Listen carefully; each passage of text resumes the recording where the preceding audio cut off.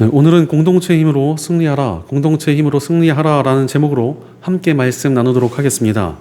우리의 신앙이 성장하게 되면 뭔가 믿음의 능력이 나타나게 됩니다. 하나님을 사랑하는 마음으로 인한 열정이나 헌신할 수 있는 힘이 생기기 때문에 그렇습니다.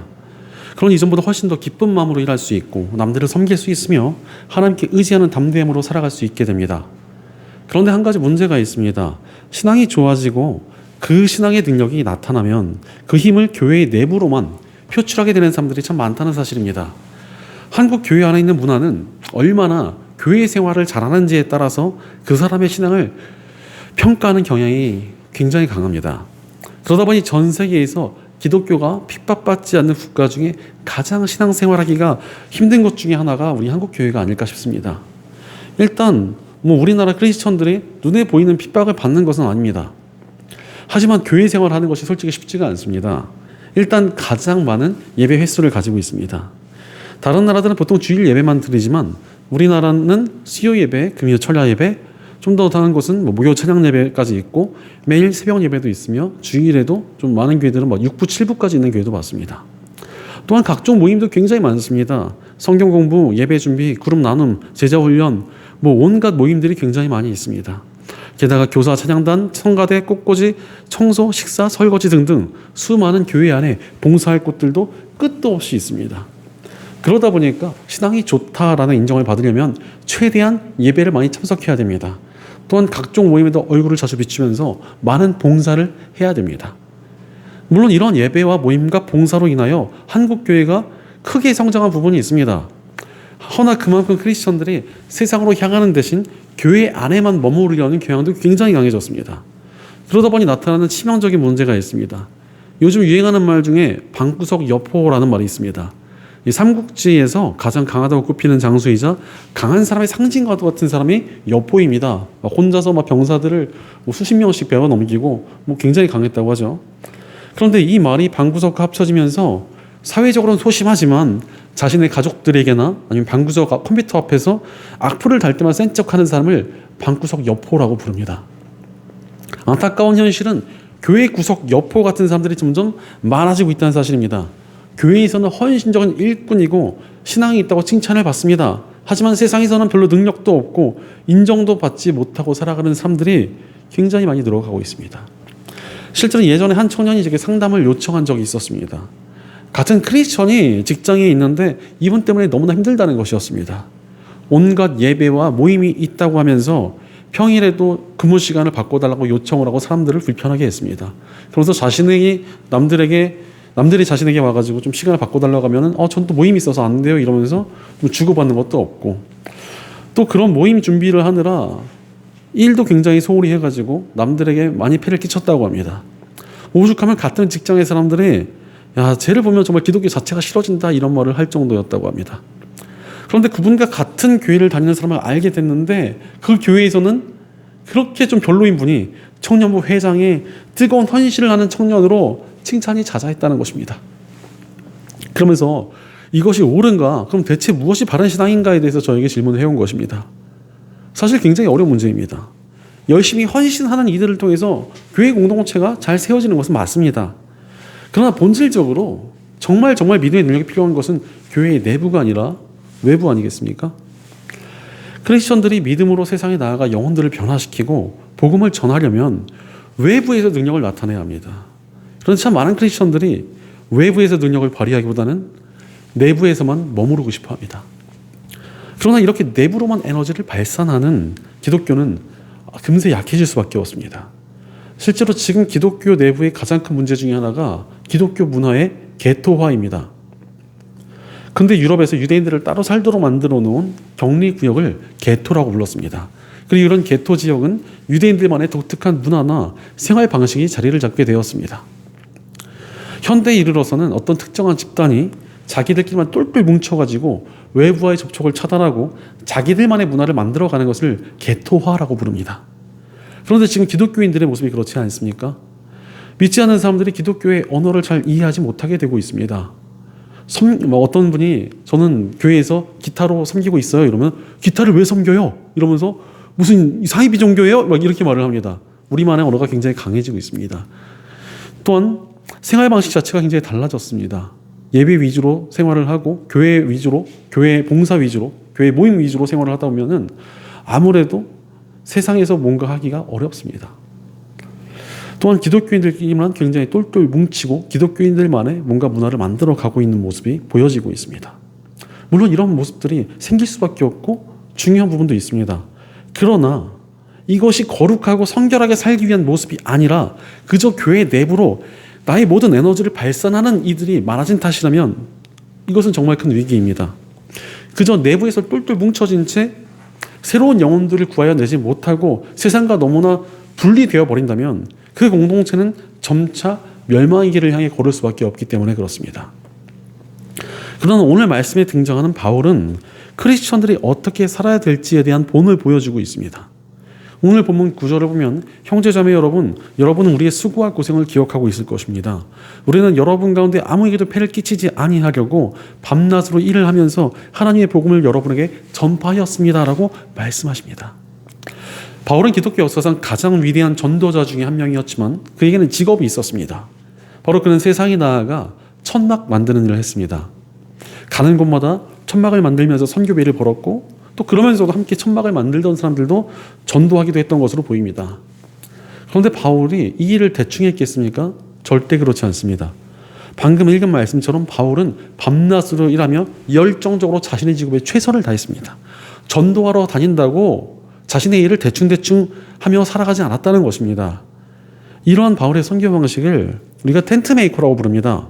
바로 자신의 직업을 가지고 돈을 벌면서 선교의 사명을 감당하는 것이 텐트 메이커입니다. 그런데 여러분, 본질적으로 우리는 모두 다 텐트 메이커가 되어야 합니다. 교회의 전임 사역자나 은퇴하신 분들 또는 아프거나 여러 가지 문제로 일을 할 수 없게 되신 분들을 제외하고는 우리는 모두 다 세상으로 나아가서 부대끼며 일해야 됩니다. 그러면서도 그 안에서 복음을 전하고 하나님 나라를 확장하기 위해 애써야 합니다. 이것이 우리의 사명이자 바른 자세입니다. 이러한 사명을 감당하기 위해서는 세상에서 대충 살거나 맡겨진 일을 소홀히 해서는 안 됩니다. 내가 맡은 바도 제대로 안 하면서 어떻게 전도를 할 수 있겠습니까?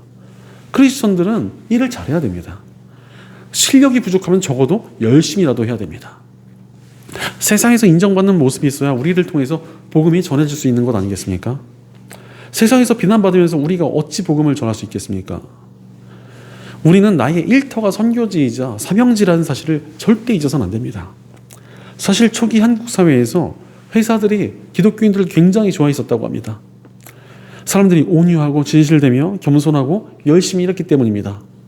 그런데 요즘은 기독교라는 사실 자체가 결격 사유가 되기도 한다는 소식을 들었습니다. 기독교인들이 직장에서는 대충 살고 에너지를 교회에 가서만 쏟으려고 하니까 별로 좋아하지 않는다는 것이었습니다. 여기에 굉장히 중요한 포인트가 있습니다. 이전 세대에도 우리 크리스천들을 보고 예수쟁이다라고 말하면서 비난하고 핍박하는 사람들이 굉장히 많았습니다. 하지만 적어도 크리스천들이 가진 삶의 태도나 진실함이나 성실함에 대해서는 인정했습니다. 그때 기독교는 부흥됐습니다. 지금은 오히려 반대가 됐습니다. 오히려 옛날보다 좀 사람들의 사회적인 인식이나 문화적 수준이나 교양 수준이 높아지면서 교회 다닌다고 예수쟁이다 이렇게 욕하는 사람들은 거의 없습니다. 하지만 기독교인들의 태도에 대해서는 엄청나게 많은 비난을 받고 있습니다. 그러니 지금 교회와 기독교가 위기에 처하고 어려운 지경에 이르게 된 것이지 않습니까? 그러나 우리 한 사람 한 사람이 세상으로 나아가 담대한 믿음으로 살아갈 때 복음은 전해지고 교회는 회복될 수 있습니다. 믿음의 능력을 세상에 나타내는 사람들이 있을 때 반드시 부흥은 오게 되어 있습니다. 그러니 세상에 나가서 믿음의 능력을 나타내야 합니다. 그런데 문제는 세상에 나가서 믿음의 능력을 나타내는 일이 결코 쉽지 않다는 것입니다. 왜 그렇습니까? 두렵기 때문에 그렇습니다. 믿음의 능력으로 살아간다는 것이 사실 쉽지 않아 보입니다. 세상에 나가서 정말 믿음의 능력으로 살아가며 거룩한 모습을 가지고 다른 이들보다 더 희생하며 헌신하고 섬기며 더 열정적으로 살아간다는 것이 굉장히 두렵습니다. 그러다가 괜히 지쳐서 쓰러질 것 같고 또 정말 그렇게 살아간다고 믿음의 능력이 정말 나타날 수 있을지에 대해서도 좀 걱정이 됩니다. 괜히 나만 힘들고 손해볼 것 같다는 두려움도 있습니다. 또한 세상에서 인정받지 못하니까 교회 안에서만 인정받으려고 하는 사람들도 굉장히 많습니다. 사람의 인정과 칭찬에 굶주려 있는데 교회가 그런 인정과 칭찬을 쉽게 해주니까 교회 내부로만 향하는 것입니다. 이것도 마찬가지로 두려움을 가지고 살아가는 것입니다. 세상에 나가서 믿음의 능력으로 살면서 믿음으로 말미암아 세상 사람들의 칭찬을 얻겠다는 도전 정신을 잃어버린 것입니다. 그렇다면 우리가 담대함을 가지고 살아갈 힘을 어디서 얻을 수 있습니까? 바로 공동체에서 우리는 그 능력을 얻을 수 있습니다. 하나님께서는 공동체를 통하여 우리를 훈련시켜 주시고 힘 주시며 그 힘으로 세상에 나아가게 하십니다. 그러니 우리는 세상에서는 열정적이고 헌신적으로 살되 공동체 속에서도 정말 잘 지내며 공동체 안에서 힘을 얻어야 합니다. 사실 교회라는 것은 우리에게 충전소와 같습니다. 이곳에서 제대로 충전해야 세상에서도 제대로 될 수 있습니다. 우리가 함께 진실하게 예배드리고 서로 뜨겁게 사랑할 때 믿음의 능력이 나타나게 되어 있습니다. 그 능력이 우리로 하여금 세상을 이기게 하는 것입니다. 그러니 우리가 정말 세상에서 능력 있게 살아가려면 공동체 안에서 힘을 얻어야 합니다. 그럼에도 불구하고 많은 크리스천들이 공동체 자체를 소홀히 할 때가 굉장히 많습니다. 심지어 교회 안에서 뭘 열심히 하긴 하지만 정작 공동체와 깊은 교제를 맺고 함께하는 부분 자체는 그냥 가볍게 여기는 사람들도 굉장히 많습니다. 왜 그렇습니까? 이 시대에 가득한 개인주의 때문에 그렇습니다. 하나님과 나와의 관계만 괜찮으면 뭐 다 괜찮은 거 아니겠어? 이렇게 생각을 합니다. 그래서 나 혼자만 튀기를 바랍니다. 내가 열심히 해서 주목받고 나만 복받고 싶어 합니다. 그러니 나 스스로의 공로를 쌓는데 굉장히 집중하는 것입니다. 심지어 공동체 안에서도 나와 함께 성과를 낼 수 있는 사람만 챙기고 끼리끼리 모이길 좋아합니다. 그것이 공동체를 깨는 분열인 줄도 모르고 자신의 이득과 성과를 위해서 그렇게 하는 것입니다. 그러나 우리는 공동체 속에서 바로 서며 공동체 안에서 힘을 얻어야 합니다. 우리 예수님께서도 제자들을 키우며 그들과 함께 먹고 자고 하시며 그들을 세워가셨습니다. 심지어 연약한 모습을 가진 제자들도 있었고 3년이라는 시간 동안 함께 했음에도 모두 다 예수님을 배신하고 도망가기까지 했습니다. 그럼에도 예수님은 그들을 포기하지 않으셨습니다. 왜 그렇습니까? 공동체의 능력이 있기 때문에 그렇습니다. 실제로 예수님께서 십자가에서 죽으시고 부활하시며 승천하신 후 성령님께서 임하셨습니다.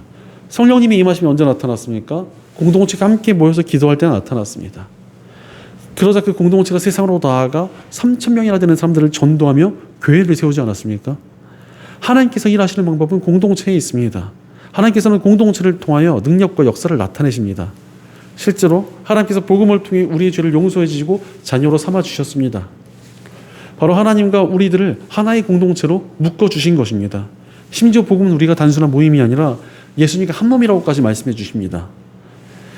그러니 하나님께서는 공동체를 통해 능력 주시고 우리를 바로 세워가십니다.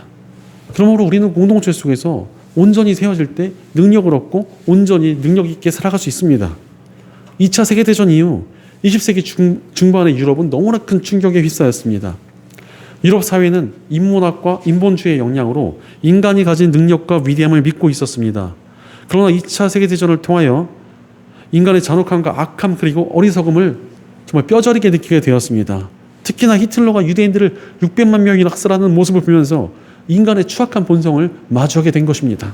이런 모습을 보면서 유럽의 지식인들은 정신적인 공황 상태에 빠져버렸고 절망했습니다. 이때 프란시스 셰퍼라는 목사님이 스위스에 있는 알프스 산맥 한 모퉁이에 피난처라는 뜻을 가진 라브리 공동체를 세웠습니다. 이러한 공동체를 세운 이유는 이 공동체 생활을 통하여 파괴된 인간성을 회복하고 망가진 신앙을 바로 세워 사람들의 황폐해진 정신을 고치고자 하는 것이었습니다. 유럽에 있는 수많은 지성인들이 그 공동체로 모여들었습니다. 그리고 그 속에서 공동체 생활을 경험하며 복음을 통한 치유와 회복을 얻게 되었습니다. 그렇게 공동체 속에서 치유된 사람들이 다시 세상으로 나아가 황폐화되었던 유럽 사회에 정신적인 회복을 이루어냈습니다. 이처럼 공동체에 엄청난 능력이 있습니다. 모든 이름 위에 뛰어난 이름을 가지신 예수님이 몸된 이들의 모임이니 얼마나 강력한 능력이 있겠습니까? 우리도 공동체에서 힘을 얻고 세상으로 나아가면 어마어마한 파괴력을 얻습니다. 사실 바울도 데살로니가 교회라는 공동체를 세웠지만 또 반대로 그들을 통해 힘을 얻고 그 힘으로 또 새로운 역사들을 이뤄냈습니다. 지금 이 시대를 살아가는 우리에게도 어마어마한 가능성은 숨겨져 있습니다. 하나님의 영이 함께하는 사람들이니 우리에게 얼마나 엄청난 능력이 숨겨져 있는 것입니까? 다만 우리는 충전이 안 되어 있을 뿐입니다. 우리는 마치 좀 전기 자전거와 좀 비슷한 것 같습니다. 전기 자전거라는 것은 충전이 안 되어 있으면 굉장히 애매합니다. 배터리도 들어가고 모터도 들어가기 때문에 무게만 되게 무겁고 잘 나가지도 않습니다. 하지만 충전이 딱 되는 순간 일반적인 자전거의 속도를 훨씬 초월하여 앞으로 달려나갑니다. 우리도 믿음의 능력이 덧입혀질 때 강력한 능력으로 이 세상을 살아갈 수 있게 됩니다. 그러니 우리는 공동체 내에서 힘을 얻어야 합니다. 그렇다면 우리가 구체적으로 어떻게 공동체에서 힘을 얻으며 능력 있게 이 세상을 살아갈 수 있겠습니까? 첫째로 거룩함을 추구하며 공동체 내에서 힘을 얻어야 합니다. 사실 세상에도 나름대로 공동체가 있지 않습니까? 그러나 세상의 공동체와 교회 공동체의 결정적인 차이가 무엇입니까? 바로 거룩함에 있습니다. 우리는 거룩함을 추구해야 합니다. 사실 거룩함이 무엇입니까? 거룩함은 하나님의 속성을 말합니다. 하나님을 닮아가는 것, 그것이 거룩함입니다. 그러니 세상의 공동체 중에서 바르게 살려고 하는 것도 있고 도덕적인 모임도 있으나 하나님을 추구하며 닮아가는 공동체는 교회밖에 없습니다. 오늘 본문 10절을 보면 신도 여러분을 대할 때 우리가 얼마나 경건하고 올바르고 흠잡을 데가 없이 처신하였는지는 여러분이 증언하고 또 하나님께서도 증언하십니다 라고 말씀하고 계십니다. 바울은 자신이 거룩한 모습으로 데살로니가 교회와 관계를 맺고 있다, 그들을 대했다라고 이야기하고 있습니다. 바로 거룩함이 우리의 목표가 되어야 합니다. 공동체 안에서 어떠한 공로를 세우고 인정받는 것이 중요한 것이 아니라 거룩함을 최우선의 가치로 삼고 살아가는 것이 중요하다는 것입니다. 바로 우리가 거룩함을 최고의 목표로 삼고 살아갈 때 진정한 믿음의 능력이 무엇인지를 알 수가 있습니다. 사실 공동체가 거룩함을 추구하지 않으면 그 능력이 금세 사그라들어 버립니다. 실제로 일본 교회가 그러했습니다. 2차 세계대전이 끝나고 패전국이 된 일본 사람들은 미국을 배우고 싶어 했습니다. 그래서 미국의 종교인 기독교를 배우자고 사람들이 교회로 몰려들었습니다. 그런데 그때 일본 교회는 완전히 잘못된 선택을 합니다. 전쟁의 패전과 경제적인 어려움으로 고통받는 일본인들을 위로하겠다면서 복음과 말씀으로 거룩함을 추구하는 대신 영어와 미국의 포크 댄스를 가르쳤습니다. 그러나 안타깝게도 일본은 너무나 빠르게 전쟁의 상처에서 회복해버렸습니다. 경제적으로 나아지니까 영어는 학원이 더 잘 가르쳤고 춤은 캬바레나 클럽에서 더욱 재밌게 출 수 있었습니다. 그런 일본 교회는 급격히 사그라들어 버렸습니다. 지금도 일본의 기독교 인구는 1%도 되지 않습니다. 안타까운 사실은 지금 현재 한국 교회도 같은 길로 가고 있는 것 같습니다. 교회마다 거룩함을 추구하는 대신 각종 프로그램과 행사에 집중하고 있지 않습니까? 그러나 공동체가 거룩함을 추구하지 않으면 금세 연약해져 버립니다. 그러므로 우리는 공동체에서 함께 거룩해지고자 힘써야 합니다. 사실 믿음의 사람들끼리 모였는데도 거룩함을 추구하지 못한다면 세상 속에서는 어찌 거룩하게 살아갈 수 있겠습니까? 우리는 공동체 안에서 거룩함을 추구하며 거룩함의 훈련을 해야 합니다. 그 훈련이 있을 때 우리가 꺾이지 않는 믿음으로 세상을 살아갈 수 있게 됩니다. 그러니 거룩함을 추구하며 공동체 안에서 힘을 얻어야 합니다. 함께 거룩해지며 하나님을 닮은 사람에게 임하는 하나님의 능력으로 이 세상을 이기는 저와 여러분 되시기를 간절히 축원합니다.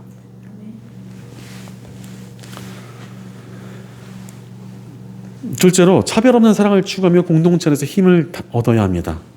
우리가 공동체에서 무엇을 해야 합니까? 제일 중요한 것은 바로 사랑하는 것입니다. 그것도 차별 없이 사랑해야 합니다. 저는 교회 이미지 중에 참 좋아하는 이미지 중에 하나가 바로 모자이크입니다. 서로 다르게 생긴 조각들이 모여서 하나의 작품을 이루는 모습이 얼마나 아름답습니까? 마치 각각 다른 영혼들이 모여서 아름다운 교회 공동체를 이루는 것과 너무나 닮아 있어서 제가 모자이크를 굉장히 좋아했습니다. 그래서 교회 이름도 모자이크 교회로 하려다가 이런 이름을 쓰는 교회들이 너무 많아가지고 포기를 했습니다. 그러나 모자이크라는 이미지를 좀 생각해 보자면 그만큼 교회 안에 서로 다른 사람들이 굉장히 많다는 것입니다. 나와 다른 생각을 가진 사람, 나랑 안 맞는 사람, 심지어는 싫은 사람도 있습니다. 그러나 그런 사람도 사랑하는 것이 우리가 공동체에서 해야 될 가장 중요한 일입니다. 오늘 본문 11절을 보면 여러분이 아는 바와 같이 아버지가 자기 자녀에게 하듯이 우리는 여러분 하나하나를 대합니다라고 바울은 말합니다. 바울은 데살로니가 교회를 아버지의 마음으로 대했습니다. 그런데 여러분 부모님의 마음이 어떻습니까? 바울이 데살로니가 교회 사람들을 하나하나 대했다는 말처럼 모든 자녀들을 하나하나 사랑하는 것이 부모님의 마음입니다. 부모님의 마음은 10손가락 깨물어서 안 아픈 손가락이 없다는 말처럼 모든 자녀를 사랑으로 대합니다. 물론 좀 건강치 못한 마음을 가진 분들 중에서는 차별하신 분들도 있긴 있습니다. 하지만 온전한 마음을 가진 부모님들은 차별 없이 자녀들을 사랑하고자 굉장히 애쓰십니다. 이렇게 차별 없이 서로를 사랑하는 것이 공동체 속에서 우리가 사랑을 배우는 방식입니다. 제가 예전에 사역을 하다가 만나게 된 사람이 하나 있었습니다. 그런데 그분 덕에 정말 너무 힘들었습니다. 솔직히 사람이 이렇게 싫어질 수 있나 싶을 정도로 싫은 마음이 생겼습니다. 왜냐하면 그분이 너무나 이기적이고 무례하며 위선적이고 거짓말을 하며 피해의식까지 있고 자신의 잘못은 전혀 인정하지 않는 태도를 가지고 있었기 때문이었습니다. 아무리 잘해주려고 하다가도 화가 날 때가 많았습니다.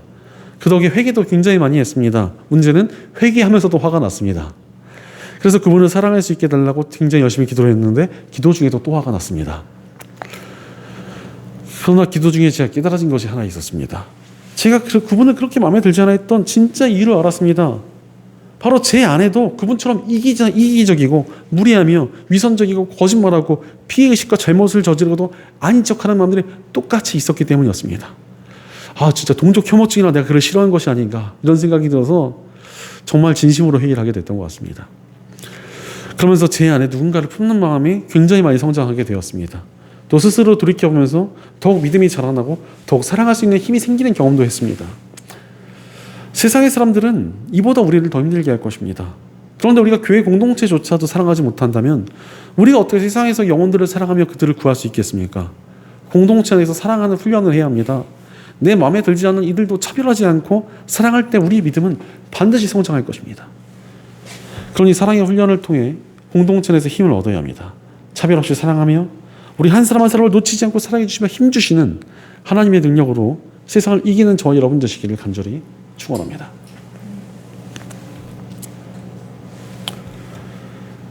셋째로 서로 세워지는 것을 추구하며 공동체 안에서 힘을 얻어야 합니다. 공동체에서 우리를 정말로 능력 있게 하는 방법이 무엇에 있습니까? 바로 서로를 잘 세워주는 일을 통하여 우리가 성장하게 됩니다. 나만 서로 쓰는 게 아니라 또 다른 이들만 바로 서는 게 아니라 서로 함께 세워준다는 것이 굉장히 중요합니다. 오늘 본문 12절을 보면 우리는 여러분을 권면하고 격려하고 경고합니다마는 그것은 여러분을 부르셔서 당신의 나라와 영광에 이르게 하시는 하나님께 합당하게 살아가게 하려는 것입니다라고 말씀하십니다. 바울은 데살로니가 교회라는 공동체를 세우기에 노력했습니다. 그들을 격려하면서도 권면하였고 호되게 경고하며 바로 세우고자 애를 썼습니다. 이 공동체가 바로 서도록 온 힘을 다했던 것입니다. 사실 다른 영혼이 잘못된 길로 가고 있으면 말리고 바른 길로 갈 수 있도록 도와줘야 되지 않습니까? 절벽을 향해서 뛰어가는 사람을 그냥 놔두는 게 어떻게 사랑입니까? 그를 바른 길로 붙잡아 주는 것이 사랑입니다. 우리도 공동체 내에서 다른 영혼들을 사랑 안에서 바로 세우고자 애써야 된다는 것입니다. 그런데 데살로니가 교회가 정말 성장하는 교회였던 이유가 또 있습니다. 13절 말씀 보니까 우리가 하나님께 끊임없이 감사하는 것은 여러분이 우리에게서 하나님의 말씀을 받을 때 사람의 말로 받아들이지 아니하고 실제 그대로 하나님의 말씀으로 받아들였기 때문입니다. 이 하나님의 말씀은 또한 신도 여러분 가운데서 살아 움직이고 있습니다라며 바울은 감격하며 말합니다. 데살로니가 교회는 바울의 권면과 격려와 경고를 흘려듣지 않았습니다. 하나님의 말씀처럼 여기며 받아들이고 순종했습니다. 그러니 능력이 나타나는 것입니다. 바로 바울과 데살로니가 교회는 서로 세워가며 성장하고 있었습니다. 여러분 공동체에서 살아가다 보면은 내가 다른 이들을 세워주는 것이 아니라 다른 이들이 나를 세워주고자 할 때가 분명히 있습니다. 그때 좀 고깝게 듣지 말고 넓은 마음으로 받아들일 때 우리는 성장하며 우리 공동체에서 더욱 온전하게 세워질 수 있습니다. 바로 서로 주님 안에서 바로 세우고자 할 때 공동체가 정말 단단하게 바로 설 수 있습니다. 고대 그리스에 팔랑크스라는 전술이 있었습니다. 방패와 창을 들고 단단하게 서로를 붙들며 적과 싸우는 전술이었습니다. 특히 굉장히 큰 방패를 가지고 나와 옆 사람을 동시에 막는 것입니다. 그렇게 막아주면서 함께 세워주는 것이 이 전술의 핵심이었습니다. 서로 세워주며 지키는 이 팔랑크스라는 전술은 개인이 아닌 함께의 힘을 보여주는 전술이었습니다. 함께 단단하게 세워진 훨씬 많은 군대를 가진 강대국들에게도 승리하며 나라를 지켜냈습니다.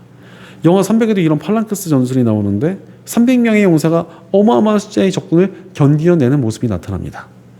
바로 함께 세워진 것을 추구할 때 연약한 우리도 강해질 수 있으며 믿음으로 단단히 세워질 수 있습니다.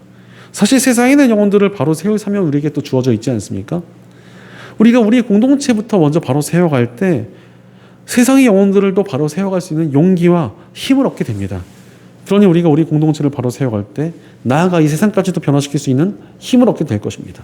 그러니 서로 검열하며 받아들임으로 공동체를 단단히 세워가며 세상을 바꿔갈 수 있도록 공동체 내에서 힘을 얻어야 합니다. 믿음 안에서 함께 바로 서기를 힘쓰며 공동체 가운데 힘주신 하나님의 능력으로 이 세상을 이기는 저와 여러분 되시기를 간절히 축원합니다. 사랑하는 여러분, 공동체에서 힘을 얻고 계십니까? 우리는 공동체를 통하여 하나님의 능력을 수혈받을 수 있습니다. 우리는 그리스도의 몸된 교회이기 때문에 그렇습니다. 이 능력이 있어야만 우리가 세상에서 능력을 발휘하며 세상을 이길 수 있습니다. 우리 예수님께서 이 세상을 이기셨기에 예수님의 몸된 교회 가운데 임하는 능력이 우리도 세상을 이기도록 하십니다. 미국 캘리포니아에 레드우드라는 거대한 나무의 숲이 있다고 합니다. 큰 나무는 높이가 무려 100m도 넘는다고 합니다. 그런데 이렇게 큰 나무가 어떻게 비바람을 견뎌내는지가 의문이었습니다. 나무라는 것은 바람이 크게 불면 부러지고 그러지 않습니까? 그런데 이렇게 큰 나무는 쉽게 무너지게 되어 있습니다. 그래서 학자들이 연구를 하다가 땅을 파보고서 이 일을 알았습니다. 이 거대한 나무들의 뿌리가 서로 아주 단단하게 얽혀서 연결되어 있었다는 것입니다. 함께 했기에 거대한 폭풍우도 태풍도 허리케인도 이겨낼 수가 있었던 것입니다. 공동체도 이와 같습니다. 우리 한 사람은 세상에서 닥쳐오는 공격과 어려움들을 이겨낼 수가 없습니다. 그러나 믿음의 공동체가 함께할 때 우리는 공동체에서 우러나오는 믿음의 능력으로 말미암아 승리할 수 있습니다. 바로 우리는 공동체를 통하여 힘을 얻고 자라나기 때문입니다. 우리는 공동체를 통해 꺾이지 않으며 영혼을 사랑하고 세상을 변화시킬 수 있는 힘을 얻을 수 있습니다. 그 능력으로 우리가 믿음을 통하여 승리를 거두게 될 것입니다. 우리가 공동체에서 주어지는 믿음의 능력으로 영혼들을 구하며 세상을 바꾸게 될 것입니다. 나아가 교회를 회복하며 이 나라 온 열방 가운데 부흥의 역사를 나타나게 할 것입니다. 그러니 우리가 공동체 안에서 힘을 얻어야 합니다.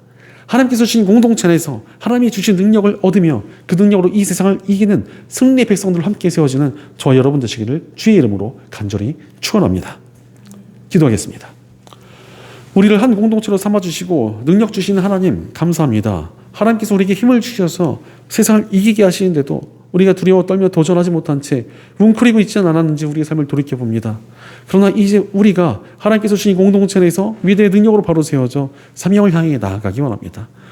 거룩함을 추구하며 사랑하며 함께 세워짐으로 세상 속에 거룩하게 서서 그들을 품으며 변화시켜가는 일에 쓰임받도록 우리를 붙잡아 주시옵소서. 우리 공동체 가운데도 늘 함께 해주셔서 우리 함께 믿음의 능력으로 세워져 세상 속에 함께 승리하도록 도와주시옵소서. 언제나 우리와 함께 하시며 힘주시는 우리 주 예수님의 이름으로 기도드립니다. 아멘.